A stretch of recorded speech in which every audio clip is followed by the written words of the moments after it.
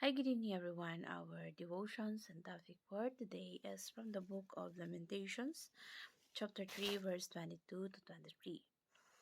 The steadfast love of the Lord never ceases, His mercies never come to an end.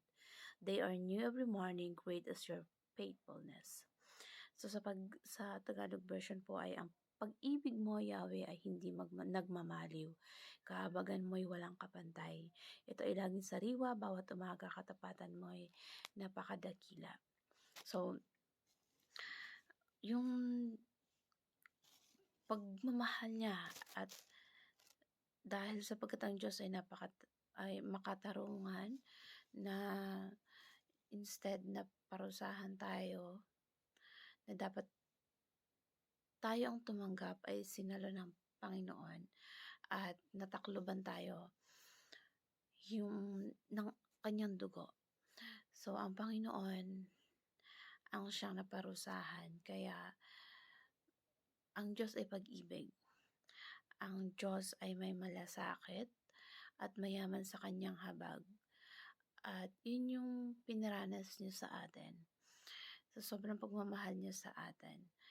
At hindi siya nagbabago kailanman. Ang Diyos ay makatarungan, kaya hindi pwede nating abusuhin ang kanyang pag-ibig. Kasi siya ay faithful. Hindi siya nagbabago at tapat siya sa kanyang mga pangako. Hindi yun magbabago kahit kailan.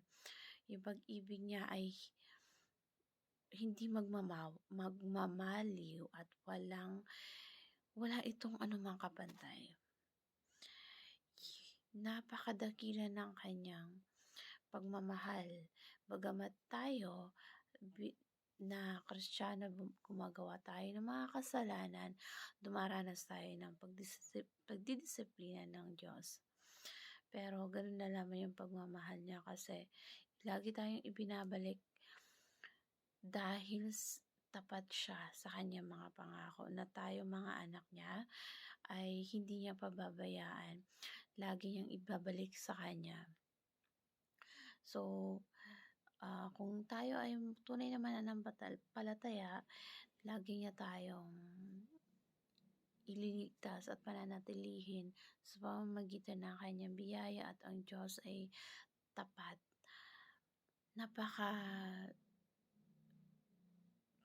Napaka-generous niya sa pagmamahal niya sa atin. Hindi niya kailanman ina-abandon tayo. Yung kailangan katakutan natin ang hustisya ng Diyos kasi pwede nating sabihin na God is gracious and faithful pero hindi tayo pwedeng mamuhay ng hindi tayo natatakot sa Diyos. Na hindi tayo namumuhay na namumuhay pa rin tayo sa kasalanan at nire-reject natin yung kalooban niya. Sa lahat ng kanyang mga desisyon ay makatarungan niya. Kung magrebelde man tayo, ay meron tayong karampatang parusahan. So, kung ikaw ay anak ng Diyos, ay nagre-rebelde ka sa Kanya, merong karampatang disiplina yan.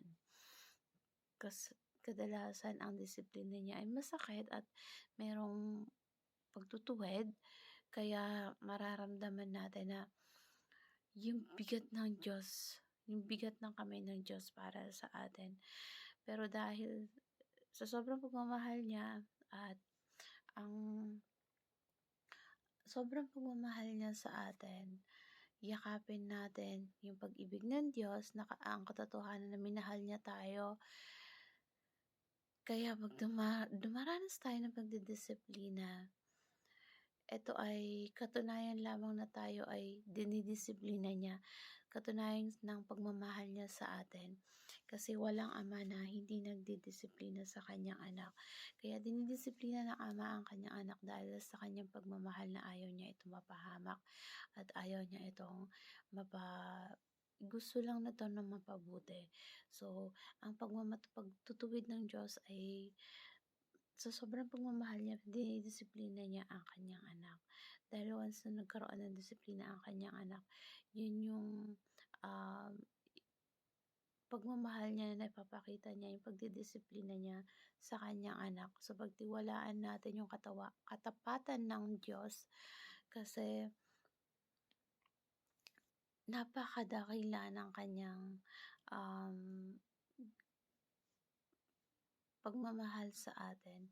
At pasalamat tayo na isa tayo sa dumaranas ng kanyang pagdidisiplina kasi yung pagdidisiplina yan ay yung pagmamahal niya ng Diyos para sa atin. At ang pagdidisiplina yan yung makakatulong sa atin kung na tayo bilang anak niya ay pinoproteksyonan niya tayo sa lahat ng pwedeng anumang mangyari na ikapahamak natin. Kaya ganun yung magulang na kahit ano pang ginawa mo, tinatanggap pa rin niya tayo kahit anumang mali natin sa buhay natin. So, yung pag-ibig ng Diyos hindi nagmamaliw. Yung kahabagan ng Diyos na walang kapantay at ang kanyang katapatan ay napakadakila. Kaya isipin natin mabuti na ang pagmamahal niya ay nagbibigay ng pag-asa. Kasi faithful siya sa kanyang pangako na yung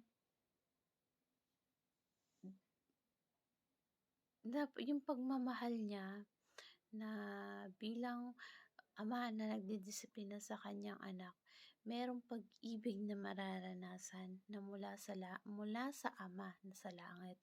So kapag ka nagkasala ka, dinidisiplina ka pero mas mananaig yung pagmamahal niya bilang ama, bilang Panginoon na nating lahat. So, tandaan natin, God is faithful. Hindi niya tayo pababayaan. Lagi at laging pag-ibig ng Diyos ang ating mararanasan. Ibabalik niya tayo sa kanyang sarili. So, let's trust God's faithfulness. Ang Diyos ay tapat. Hindi niya tayo pababayaan. Ano man ang mangyari. So, kailangan nating maniwala, na lahat ng pagdurusa na dinaranas natin at yung pagdidisiplina ng Lord sa atin ay merong wakas. So, yun po yung kaugnayan ng talatang ito dahil sa kahabagan at pagmamahal ng Diyos sa atin. Yung the steadfast love of the Lord never ceases. Hindi tumitigil, tuloy-tuloy lang siyang nagmamahal sa atin kahit tayo nagre-rebelde tayo.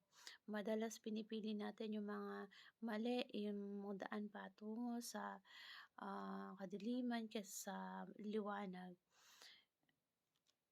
Kaysa yung sa maging mapabuti tayo. Pero dahil sa pagmamahal niya sa atin, dinidisiplina niya tayo. At kailangan yung faith natin sa Kanya lamang at yung pagmamahal na katulad ng pagmamahal niya ay maging katulad ng pagmamahal natin. Sabi nga, be like Christ.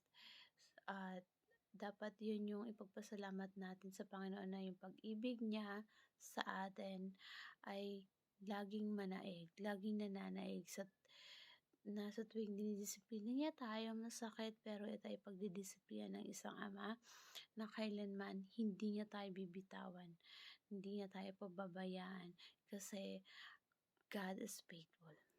So, yun po yung mga katuruan sa verse na ito sa Lamentation. Sana po ay may naunawaan kayo at may mga natutunan kayo sa devotion natin ito. Hanggang sa muli po, God bless everyone. Maraming salamat.